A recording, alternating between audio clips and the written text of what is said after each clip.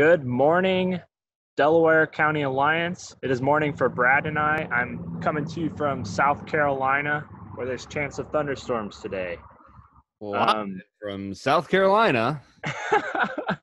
I should be running around with like a weather camera thing like they do. Yes, you should. And you should have a microphone like I do. That's right. You could be my film crew. You got it, man. So for this Ecclesiastes series, we spent time talking about work, spent time talking about money. Today we'll be talking about wisdom.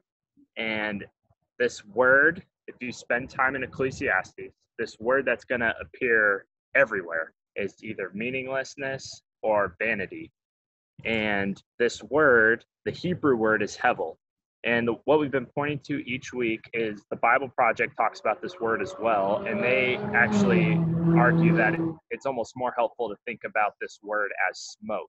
The word can be translated as like vapor or smoke. And they say when the author is saying wisdom is meaningless or work or money, he's not saying it's bad, but like a smoke, it may be there one moment, but it will fade away. If you try to find meaning in these things that are temporary and fleeting, life will feel meaningless. So today we'll be talking about how wisdom too can feel meaningless. So Brad, tell me, have you seen an example in Delaware, Ohio of wisdom, like an argument for how wisdom could be meaningless? Well, Stephen, I actually have. I mean, Tell us. What a surprise. You know, Stephen, as I was walking around my kingdom of Delaware, I noticed a statue of Rutherford B. Hayes. And I thought to myself, this man who became the president of the United States, at some point, he must have been considered the wisest of us all. He must have been considered the one who understood where to lead our nation. And yet, as I thought about Rutherford B. Hayes, the only thing that I knew about him was that he was born here in Delaware. I had no memory of his deeds. I had no memory of his acts when he was the president in office. So while he must have had some modicum of wisdom, he was completely forgotten. His works are gone, and all we know is that he was born here in front of a gas station. You know, I was walking in Delaware too, and I saw a high school named after him. And I too did not know his deeds or what he did, besides that he was president. What's funny, honestly, though, like, think about it. Until we put that statue up in 2019, the only thing like letting you know that he was here was the fact that there's like 19 streets named after him, the high school named after him. But there's a little plaque in front of a BP saying, hey, by the way, there used to be a house here. And that house is where Rutherford was born, but now it's a gas station.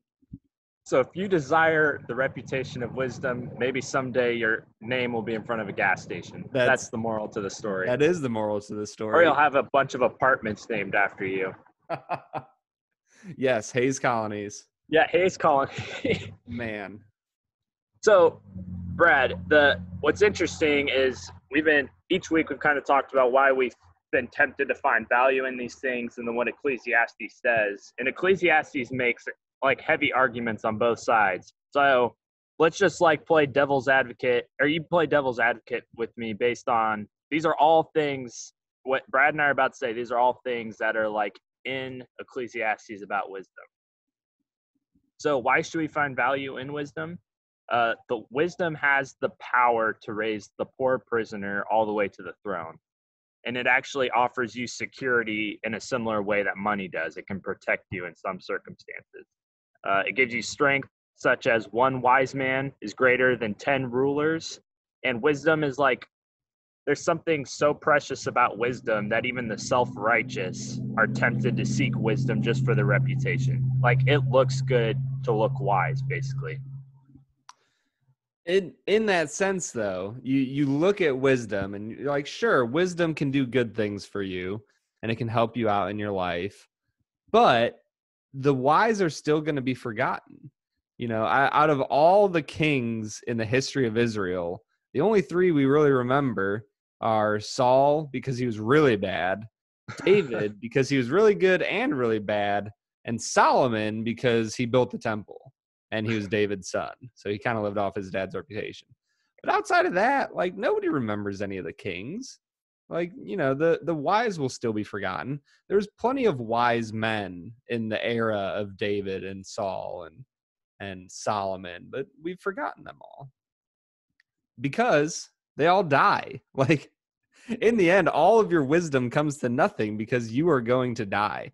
And unless you have a large following of followers that you educate and teach, like you're like a Plato or a Socrates, you're just going to die. And all your wisdom is going to be for nothing because you're still going to be in a wooden box somewhere. And, even if the wise, the poor man, you talked about this prisoner, he gets raised to the throne, like he's not going to be rejoiced in by those after him. Like you get somebody from outside the establishment that comes in and messes everything up, like nobody's going to like him. Nobody's going to like her if she becomes queen. Like it's just. But Brad, the words of the wise, Ecclesiastes says the words of the wise will win favor. And at the end, it says they're like a sheep goat. They'll help guide and correct people. What about the words? Yeah, when they're listened to. Let's be really honest. How many times have you tried to share wisdom with somebody and they actually listen to you? Sure, the words of the wise are fun and nice and they guide us in life, but if they don't get listened to, then what's the point? Well, if you have that complaint about the words, wisdom also gives the wise the ability to see.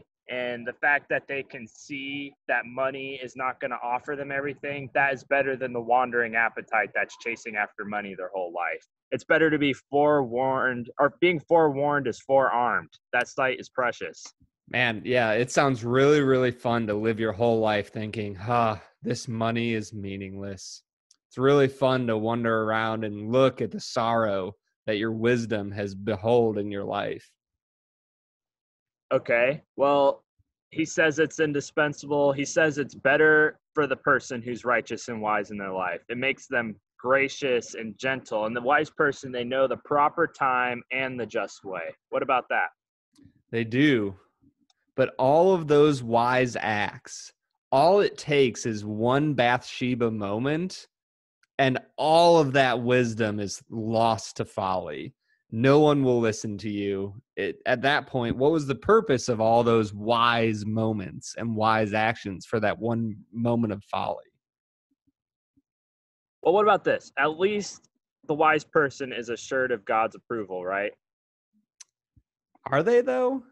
Because, like, you still can't solve the ultimate problem of death, life, sorrow. Like, why? Like, a wise person can be assured of God's, approval, but he still doesn't know God's way. There are still things that God does that he doesn't understand. So what's the point? So what Brad and I just narrated, this is literally like what the author's doing about the whole book about wisdom. I think he says more positive things about wisdom than he does all the other things that he labels as meaningless, but he sees a lot of issues with it too. It's almost like the author's like Gollum or Smeagol from Lord of the Rings, where he's like talking to himself. You know what I mean? He's like, Wisdom, it's like that precious. Scene. Yeah. Wisdom is his precious. I mean, it really is, though. Like, think about how often in our lives we just think, man, if I just like acted rightly, or if I just had a little more knowledge, or if I just knew this person a little bit better, like then like life would be good. And wisdom comes around and it's like, well, no, like one more, if you made $10,000 more a year, it wouldn't be enough. If you knew 10 more people in your life, it wouldn't be enough. If you had known your spouse for 10 years longer, it wouldn't be enough to stop the fight that you just had. Like wisdom comes around and it informs you of all those things. And you're like, okay, now I'm more wise. But I also feel a little more depressed. Yeah, no, for sure. One thing that I've appreciated that Haley's done in the time she's taught is she will like just read a definite, like the dictionary definition of a word, and wisdom's kind of like this abstract concept.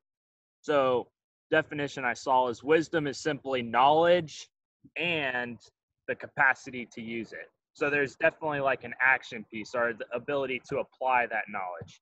So just keeping that in mind with what the author is saying throughout the book of Ecclesiastes, he is saying that wisdom has given him the ability to see the adversity in this world.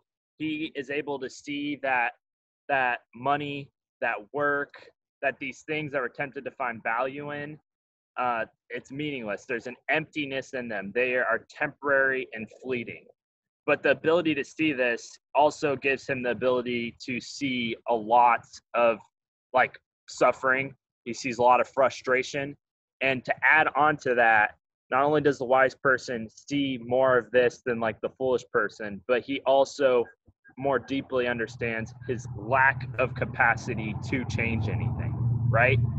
Like just to read a few verses in the first chapter, the wise person knows that what is crooked cannot be made straight, what is lacking cannot be counted, and for in much wisdom is much vexation. I don't even know what that word means off the top of my head, but it doesn't sound good. I think And he increases. vexation is like when like your spirit is just like roiling and storming inside of you and you just don't know what to do. Give a vexated expression. An A expression. facial expression. Yeah. So, and then he increases knowledge, increases sorrow. So there's this idea of the wise person sees all the frustration. They see what's crooked, what's lacking, but they can't do anything about it. And so with that in mind, the author then, this is where I want to spend time, Brad. In chapter 7, verses 2 through 4, listen to this. He says, the day of death is better than the day of birth. It is better to go to a funeral than to a party. We all must die, and everyone living should think about this. Sorrow is better than laughter, and sadness has a good influence on you. A wise person thinks about death, but a fool thinks only about having a good time. So here's the author. He's saying, this is really hard. This world is really hard to look at. It's even maybe harder to know that I can't do anything about this all the time. I can't avoid it. I can't change it. Can't make it crooked straight. But still, it is good for me to like enter into these spaces. And that is like, I feel like that's one of the most counterintuitive calls in this book in regards to wisdom, maybe anything, is the fact that the very thing that's making you uncomfortable, like enter into it. And Brad, I know you have been, you were a chaplain in Kentucky in the hospital, and you like made a living basically you made a living in the house of mourning, the hospital. Like you were at people's deathbeds. And I'm just curious if you could speak to how you've seen this shape you, or even like that one verse that says, and sadness has a good influence on you. Like, do you believe that? How have you seen that's true? Yeah, that's a hard question. I think that I would. Wait, can I pause you right now? Yeah. I just want to make an observation real quick. I feel like every time, the past times I've been asking you questions, you've been very quick to answer. Your words have been slow. And it reminds me of in chapter 5, it talks about the person who fears the Lord, lets their words be few. And I think you just like demonstrated that your words can only say so much in this area. And I wonder if that's even an example of like the wise person knows that their words should be few because they have a limited perspective. They can only offer so much. And you like literally modeled that by how slow you were to answer into that question. Like your whole disposition has changed from the beginning of this podcast to now. So I think you just model that. I know that I'm on Zoom, but I'm blushing, Steven. Yeah. Does it make sense what I'm saying though? It does make sense. It does. But go on. Sorry. No, I mean, I don't want to continue on that point to be like try to be prideful, but like when you talk about these things, it's just hard. And when you've experienced them, like I don't know, you're just not quick to talk about death and you're not quick to talk about suffering because it just really, really hurts. And I think that the beautiful thing about making a living off of, not off of in a greedy way, but like working as a chaplain, you spend enough time in these negative, sorrowful, sad situations that you start to appreciate the good things in life. At some point he talks about like enjoying the breeze on your face, or a warm sunny day. And honestly, like when you spend time with people who are experiencing sorrow, you do increase your capacity to appreciate the small things in life. Mm. You increase your capacity to appreciate your spouse. You increase your capacity to appreciate that coworker that's a little bit difficult. There's just something about having spent time in, he would probably call it like the house of the dead or something melodramatic like that. But there's just something about that. I don't know, Stephen. It's a tough place to be, but I think that it forces you to face the realities of death. It forces you to face the realities of being forgotten. It forces you to face the realities of like, okay, well, if I'm going to be forgotten someday and my life isn't really going to matter, because like, let's be real, like my kids are going to remember me really well. My grandkids will probably remember me pretty well. My great grandkids, I mean, maybe if I live to be 80 to 90, I might know some great grandkids, but they might have heard my name once, where like their grandpa is like, oh yeah, my dad was pastor of this little CMA church in Delaware, Ohio, and his name was Brad, and he was a good dude. And so they're like, oh yeah, great grandpa Brad, and then they never think of it again. So like eventually you're gonna be forgotten. And so when you start to think about that, you start to think, okay, well then what really does matter? And I think that being around death and being around suffering is just a healthy, good reminder of it. And I was going to offer this qualification at the start. The reason I could deal with death and sorrow and just crappiness at the hospital was because I had a strong community around me. I remember going to New City, our church down in Lexington, to one of the prayer meetings. And Stephen, you're probably there, but I remember just talking about like some terrible situation that had just happened and just crying and being frustrated. And that happened probably multiple times, during my tenure at the hospital. But it's because I had a strong community around me that I was able to process that sorrow and deal with it in a healthy way. I think that, once again, like everything in life, there's a caveat. If you spend a lot of time in sorrow, and I think you see this in a lot of people who get really passionate about social justice things. Like I'm all about that. And God is all about bringing justice to the world.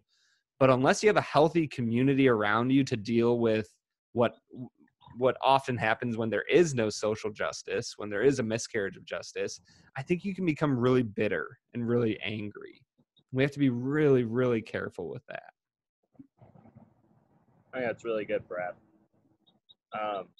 It even to talk about Ecclesiastes again, you made a comment about enjoying the little things. And it's funny how there's a refrain or something that's repeated throughout the book is like, there's nothing better in life than to like take pleasure in what you eat and what you drink, in your spouse or your intimate relationships, in your work. Like take pleasure in these little things. And it's interesting, the same teacher who's saying, when I look out at this world with all the wisdom I have, there's much sorrow, much vexation, but there are things to be enjoyed. I think the Christian has the opportunity to experience both of those together, like sorrow and like joy, contentment, and like even pleasure. And I think that's the struggle. That's a tension that I think we're called to live in, maybe even empowered to live in, honestly. Maybe that's a better way to word it. Yeah, I mean, when you think about like the sheep goad, that it's like a little nail affixed to a wooden stick, and they kind of hit the sheep with it to get them moving in the right direction. I Yeah. think that pain and sorrow is a sheep goad that knocks us out of our comfortable life.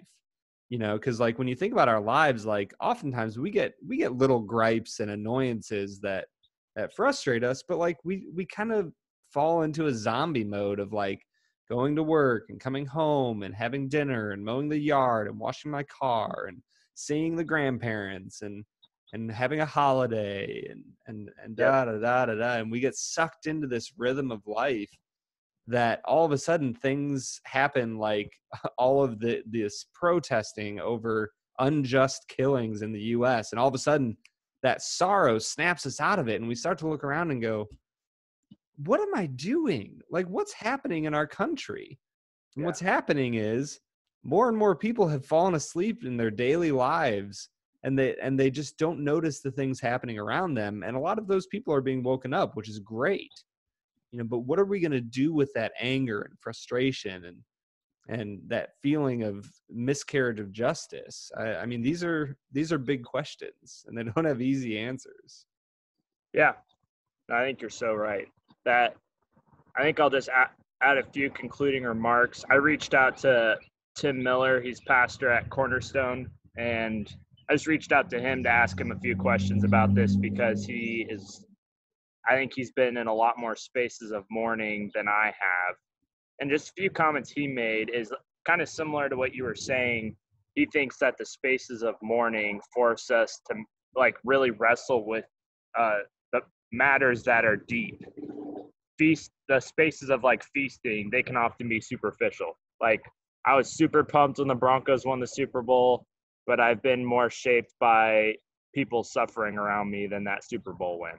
You know what I mean? And he just asked him, what does it look like to him to really enter into these spaces of mourning? Like how are we like once we're there, what do we do? And I think you offered a good example. Like you let your words be few, just as the person who fears the Lord enters in. His words aren't rushed. I think that is true here too. We're quiet, we listen, our words are few. But he also said, he referred to Richard Foster, and he said in his book on prayer, Richard Foster like continually emphasizes the use of the imagination, like to literally place yourself in situations or to imagine whatever you're praying for to happen. And he said similarly, he practices that when he is with other people and they're suffering. Like he puts himself in their shoes and he begins to ask, like, what has this circumstance or what has this this adversity, what loss has this person experienced? And he begins to imagine like that, experiencing that loss. How have they been, like, what obstacles are now in their life that weren't there before?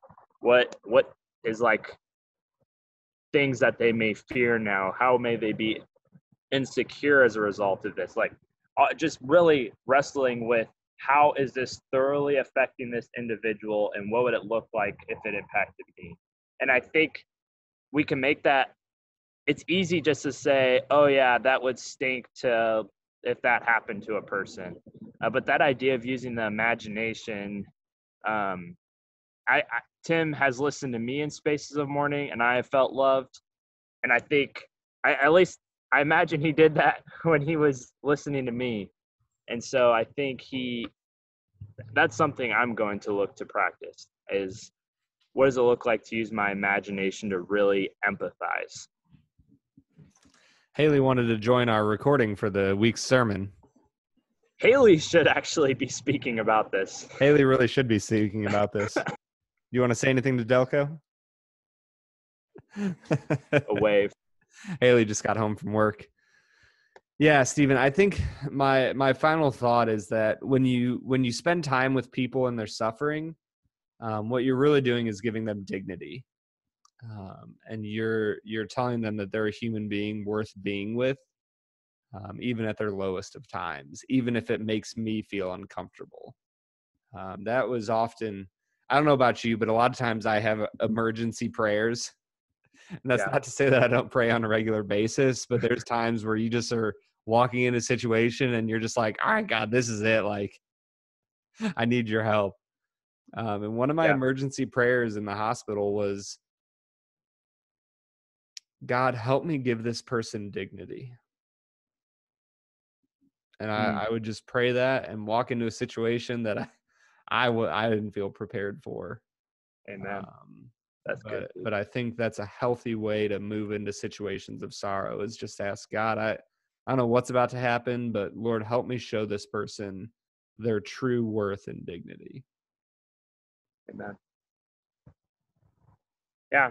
So to close, the wise person definitely sees a lot of adversity in this world. They definitely understand their inability to bring about the change they may want to at times, but they also know that if they do enter into that, it will not only teach them, inform them, but it will help them to live in the midst of a whole world of adversity. These little pockets of adversity that pop up in our life, it equips us to live in it, and even with a certain amount of grace. Like the book says, it changes the hard man's face to one that shines. Um, and may that wisdom is a gift from God, and may that be the gift that He gives us when we find ourselves in those spaces. Yeah. So, Delco, we're thankful for you. We're excited to discuss this with you on Sunday. Stephen, I'm excited to see you facilitate, and get home safe from South Carolina. All right. we'll do, dude. See you on Saturday All righty. or Sunday. We'll see you, Delco.